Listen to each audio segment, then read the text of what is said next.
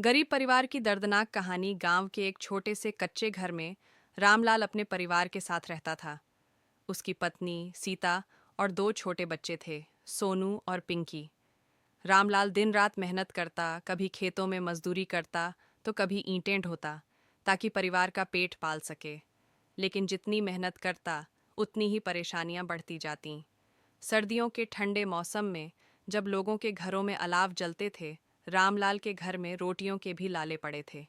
एक रात भूख से बिलखते सोनू ने माँ से पूछा, माँ, आज खाना मिलेगा? सीता की आंखों में आंसू आ गए। उसने बच्चे को सीने से लगा लिया, मगर कोई जवाब न दे पाई। रामलाल ने गांव के सरपंच से मदद मांगी, लेकिन वहां से ताने ही मिले। वह शहर जाकर मजदूरी करने का सोच रहा था, लेकिन इतने पैसे भी नहीं थे कि बस का किराया दे सके। आखिरकार मजबूर होकर वह अपने इकलौते पुराने कंबल को बेचने निकल पड़ा, ताकि बच्चों के लिए 2 वक्त की रोटी ला सके।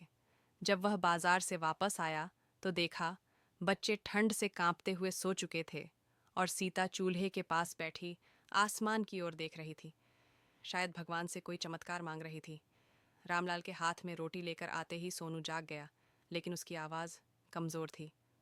पापा, बहुत भूख लगी है, उसने कांपते हुए कहा।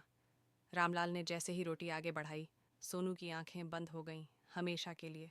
उस रात सिर्फ एक मासूम बच्चे की जान नहीं गई, बल्कि एक गरीब बाप का हौसला, एक माँ की उम्मीद और पूरे परिवार का सपना भी मर गया। गरीबी सिर्फ पेट की नहीं होती, कभी कभी वह इंसान की जिंदगी भी छीन लेती है।